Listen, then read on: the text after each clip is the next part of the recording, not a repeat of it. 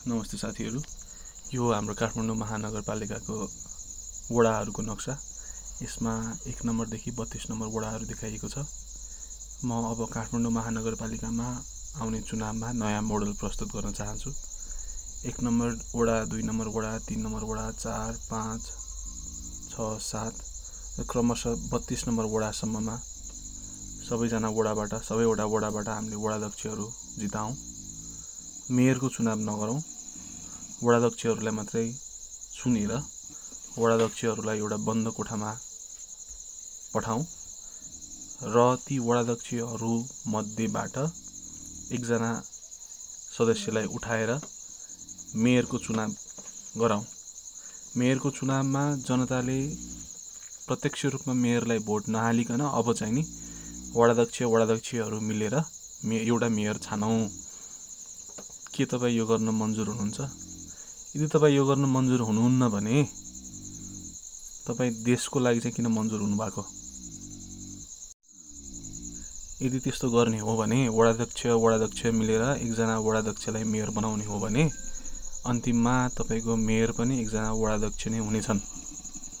तपाईँ त्यो गर्न मन्जुर हुनुभएको भए अहिले तपाईँले बालेन देख्न पाउनुहुने थिएन। तर तपाईँ देशको लागि चाहिँ नि त्यो गर्न मन्जुर हुनुहुन्छ। देशमा तपाईँको यति धेरै तपाईँको मतदान केन्द्रहरू छन्, इलेक्सन कन्स्टिट्युएन्सीजहरू छन्, चुनावी क्षेत्रहरू छन्। त्यो क्षेत्रबाट जितेका सांसदहरू तपाईँहरूले पठाउनुहुन्छ। पठाइसकेपछि ती सांसदहरूले नै प्रधानमन्त्री छान्छन्। खै तपाईँले प्रधानमन्त्री छानेको? तपाईँले प्रधानमन्त्री नछानिसकेपछि एउटा ठाउँबाट जितेका सांसदले नै प्रधानमन्त्री हुन पाउँछन्। हाम्रो देशको चाहिँ सबैभन्दा ठुलो विडम्बना त्यही नै छ।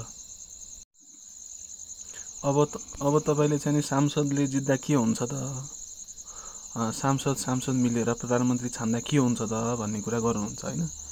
यो तपाईँले चाहिँ नि अब यसो ख्याल गर्नुहोस् त। कुनै एउटा चुनाव क्षेत्र छ यो जिल्लामा,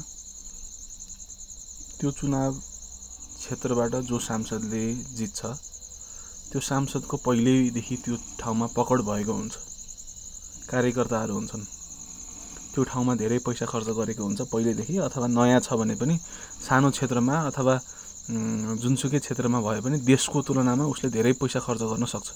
देशभरिको मत किन्न त गाह्रै हुन्छ, तर एउटा चुनाव क्षेत्रको चाहिँ नि मत किन्न सजिलो हुन्छ है। त्यो भइसकेपछि उसले चाहिँ नि तपाईँको त्यो ठाउँबाट चुनाव जित्नलाई सम्भव हुने भइ नै हाल्यो। जस्तै उदाहरणको रूपमा तपाईँको शेरबहादुर देउवाले चुनाव जित्दै हुनुहुन्छ, केपी ओलीले चुनाव जित्दै हुनुहुन्छ। त्यो ठाउँमा उहाँहरूको पकड छ, त्यो ठाउँमा उहाँहरूको चिन्जान छ, पहिलेदेखि जितिराख्नु भएको ठाउँ हो, त्यहाँबाट जित्नु स्वाभाविक भयो। तर के नेपालले खोजेको प्रधानमन्त्री आज केपी शर्मा ओली र देउबा हो त? यसको उत्तर हामी सबैले थाहा छँदैछ, यसमा जानै परेन। त्यसरी नै तपाईँले वडाध्यक्षको थ्रुबाट मेयर छान्ने भएको भए आज बालेन आउनु हुने थिएन। यो कुरा त प्रष्ट नै छ। यति कुरा प्रष्ट हुँदाहुँदै पनि हामी किन प्रत्यक्ष निर्वाचित प्रधानमन्त्रीमा जान खोजिरहेका छैनौँ? जनताहरूलाई यो कुरा क्लियर छ। सांसदले प्रधानमन्त्रीको चुनाव गरेर सांसद मध्येबाट नै एउटा प्रधानमन्त्री छानिनु भनेको त्यो जतिको मूर्खतापूर्ण कार्य, त्यो जतिको अवैज्ञानिक चुनाव प्रक्रिया कुनै पनि देशमा हुन सक्दैन। त्यो भनेको अघिकै मैले दिएको इक्जाम्पल जस्तै 32 वटा वडाबाट एकजना वडाध्यक्षले मेयर बन्न पाउनु जस्तै हो। त्यो कल्पना गर्नुस् एकचोटि।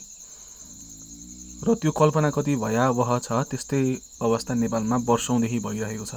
सानो सानो चुनाव क्षेत्रबाट जितेर आउने, समानुपातिकबाट टिका लगाएर सांसद बन्न आउने र उनीहरू मध्ये नै नेपालले चाहिँ नि आफ्नो प्रधानमन्त्री छान्नै पर्ने बाध्यता छ।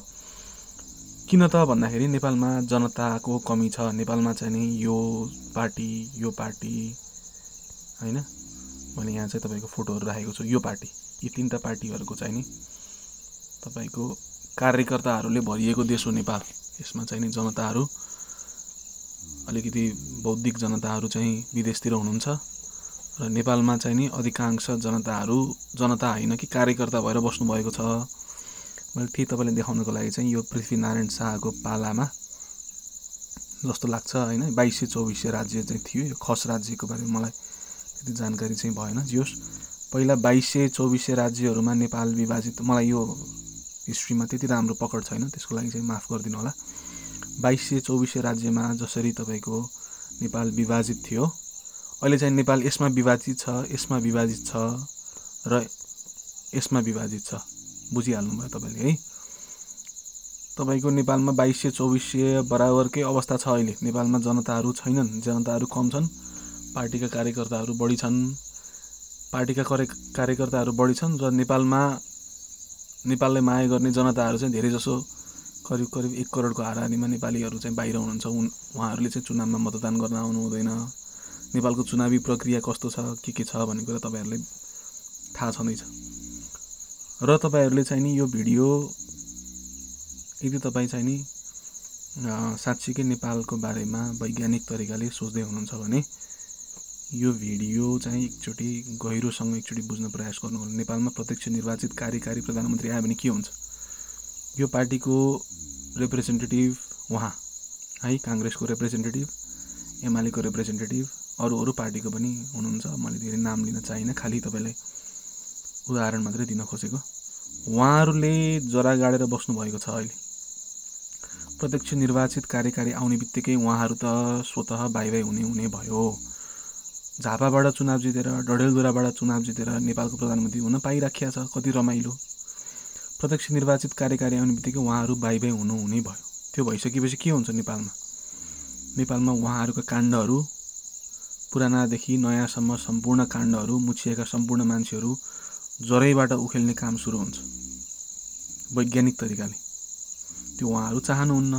त्यही भएर उहाँहरू चाहिँ नि अब केही काम पनि गर्न नसक्ने, तर आफू बस्नकै लागि भए पनि एउटा डिफेन्सिभ पोजिसनमा बसिराख्नको लागि प्रधानमन्त्री भइराख्नुपर्ने अवस्था छ। उहाँहरूलाई पनि बाध्यता छ।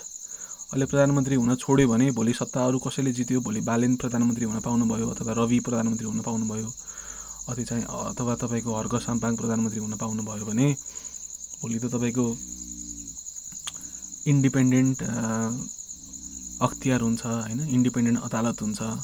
इन्डिपेन्डेन्ट अदालत, इन्डिपेन्डेन्ट अख्तियार र अरू चाहिँ नि क्षेत्रहरूमा इन्डिपेन्डेन्ट पदाधिकारीहरू भइसकेपछि इन्डिपेन्डेन्ट छानबिन हुने भयो। त्यो भइसकेपछि त उहाँहरू त राम्रैसँग फस्नुहुन्छ।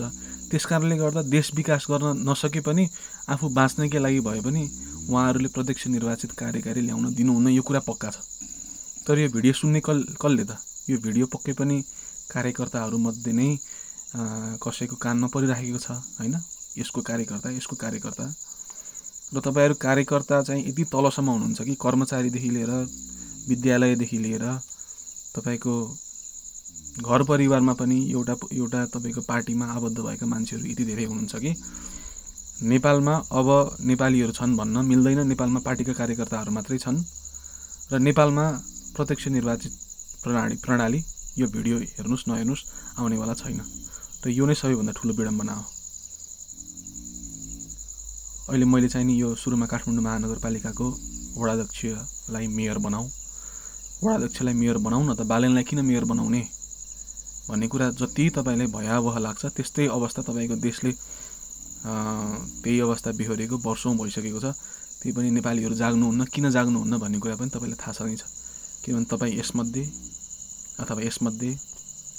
अथवा यसमध्ये उहाँहरूको अन्डरमा हुनुहुन्छ र उहाँहरूलाई नै बनाइराख्नुहोस्। अब फेरि पनि आउँछ 2200-2400 राज्यबाट नेपाललाई युनिफाई गर्ने कसले? बोल्ने को? आन्दोलनमा आउने को? सबैजना बाहिर हुनुहुन्छ। बेचौँ, देशलाई बेचौँ अझै।